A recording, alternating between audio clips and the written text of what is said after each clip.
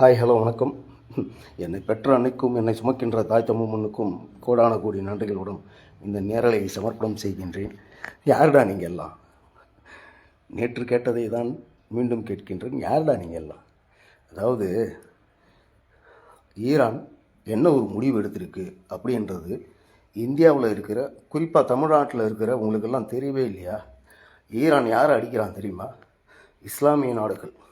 இஸ்லாமிய நாடுகளை அடித்து அவன் என்னத்தை வாரிக்க போகிறான்?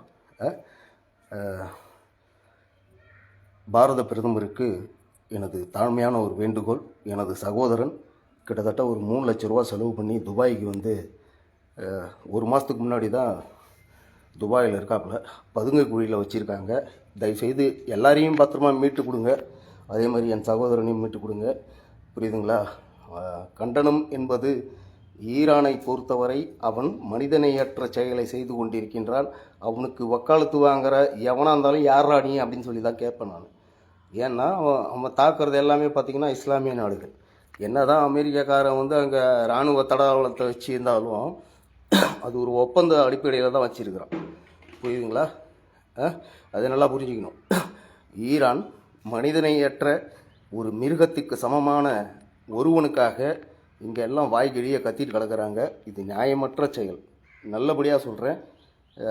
ஒட்டுமொத்த தமிழர்களும் எந்தெந்த அரபி நாட்டில் இருக்காங்களோ அவங்க எல்லாம் ஈரானுடைய அந்த தாக்குதலிலிருந்து பத்திரமாக மீட்டு தர வேண்டும் பாரத பிரதமர் அவர்கள். என் சகோதரனுக்காக மட்டுமே இந்த காணொளி கிடையாது. எல்லாருமே இருப்பவங்க எல்லாருமே என்னுடைய சகோதரர்கள் தான். சரியா? ஆனால் ஈரான் வந்து இன துரோகி, இஸ்லாமியர்களின் இன துரோகி. ஈரானுடைய அந்த ஒட்டுமொத்த நாடும் இஸ்லாமியர்களுடைய இன துரோகி. அவனுக்காக இங்கே கச்சை கட்டிக்கிட்டு அவன் ஃபோட்டோவை வச்சுக்கிட்டு நீங்கள் எல்லாம் பண்ணுற அலப்பறை இருக்குல்ல, அப்போ உங்களெல்லாம் யார் ராணின்னு தான் கேட்க முடியும். என்ன நீ எவ்வளோ நாளும் தப்பாக பேசிட்டு போ. அதை பற்றி எனக்கு கவலை கிடையாது. நேர்மையாக நடந்துக்க கற்றுங்க. ஏடா இங்கேருந்து வங்கதேசத்தில் இஸ்லாமியர்கள் இல்லையா? ஆப்கானிஸ்தானில் இஸ்லாமியர்கள் இல்லையா? பாகிஸ்தான்காரன் ஆப்கானிஸ்தான்காரன் அடிக்கிறான். இஸ்லாமிய நாடுகளையே அடிக்கிறானுங்க. ஈரான்காரன் என்ன பண்ணுறான்? அவனால் தெம்பு திராணி இருந்துச்சுன்னா அமெரிக்கா கிட்டேயோ இஸ்ரேல் கிட்டையும் போய் மோதட்டும். அதை விட்டுட்டு அரபி நாடுகள் மேலே தாக்குதல் நடக்கிற பொட்டத்தனமாக நடந்துக்கிட்டு இருக்க ஒருத்தவனுக்கு இங்கே வக்காலத்துக்கு வாங்கிட்டு கிடக்குறீங்க. பொட்டை ஈரானு பொட்டை பையன் மாதிரி அரபி நாடுகளை வந்து தாக்கிக்கிட்டு கிடக்கிறான். கேவலமானவன். அவனுக்கு சப்போர்ட் பண்ணிக்கிட்டு கிடக்குறீங்க. அங்கே வாழ்கிறவங்களாம் யாருடா? ஏன் மக்கள்டா.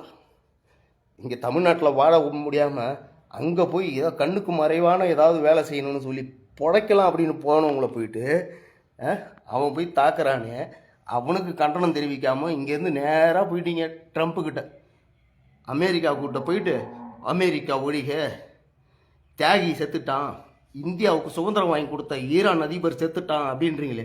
இந்தியாவுக்கும் ஈரானுக்கும் என்னடா சம்பந்தம் இருக்குது? ஒரு கர்மாந்திர அளவும் கிடையாது. யாரா நீங்கள் அப்படின்னு சொல்லி தாண்டா கேட்க முடியும். நல்ல புரிதல் உள்ள மனிதர்கள் தயவு செய்து தமிழகத்தில் வாழ்கின்ற நீ எந்த மதமாக இரு, எந்த சாதியாக இரு, எந்த இனமாக இரு, யாரானாலும் இரு, ஈரான் பண்ணுற விஷயம் மிக மனித குலத்திற்கு விரோதமான செயலை ஈரான் செய்கின்றான். இதை ஒத்துக்காத எவனுமே மனுஷனே கிடையாது. புரியுதா? ஈரான் பண்ணுறது மனித குலத்திற்கு எதிரான ஒரு விஷயம். இஸ்ரேலும் அமெரிக்காவும் தாக்குதல் நடத்துகிறான் ஈரான் மேலேன்னா அவன் நாட்டாடியா? அதை விட்டுட்டு ஒன்றுமே இல்லாமல் அப்பாவி மக்கள், எத்தனை மக்கள், இந்தியா மக்கள் அங்கே போய் புடைக்கிறாங்க தெரியுமா? அந்த நாட்டை போய் சீர்குலைச்சிட்டு கிடக்கிற அவள் இஸ்லாமிய நாடு கிடையாதா? துபாய் இஸ்லாமிய நாடு கிடையாது. சவுதி அரேபியா இஸ்லாமிய நாடு கிடையாது. கத்தார் இஸ்லாமிய நாடு கிடையாது. பஹ்ரைன் இஸ்லாமிய நாடு கிடையாது.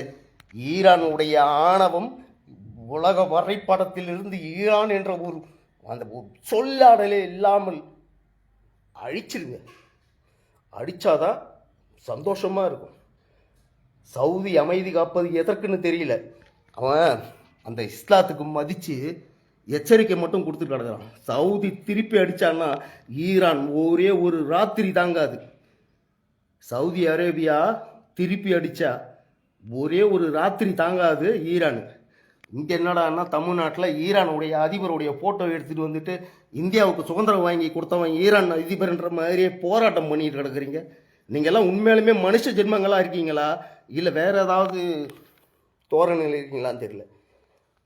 ஒரு கோரிக்கை வைக்கிறியா, ஒரு போராட்டம் வைக்கிறியா, இந்திய திருநாட்டு மக்களை மீட்டு கொடு அப்படின்ற ஒரு போராட்டத்தை நடத்தினா வரவேற்பேன், உங்களை எல்லாம் வாழ்த்துவேன், உங்கள் காலில் விழுந்து கும்பிடுவோண்டா. அதை விட்டுட்டீங்க அதிபர் படத்தை வச்சுக்கிட்டு, ஈரான் அதிபர் படத்தை வச்சுக்கிட்டு அவன் என்னவோ இந்தியாவுக்கு சுதந்திரம் வாங்கி கொடுத்த மாதிரி. என்னடா அவங்க அலப்பறீங்க? இது என்னதான்டா அவங்க பிரச்சனை? என் நாட்டு மக்களை பற்றி யோசிங்க, என் நாட்டு பிரச்சனையை பற்றி யோசிங்க. இந்த நாட்டில் பிரச்சனையே இல்லாமல் வாழ்ந்துட்டு இருக்கேன்னு நினைக்கிறியா? ஏகப்பட்ட பிரச்சனை இருக்கு. தனி ஒரு மனிதனுக்கு சோறு இல்லை இன்னும். அதுக்காக தான் நீங்கள் இலவசமாக காலை உணவு திட்டம், அந்த திட்டம், இந்த திட்டம்னு போட்டு கிடக்குறீங்க. இன்னும் பிச்சைக்கார நாடாக தமிழ்நாட்டை வச்சுக்கிட்டு இருக்கீங்க.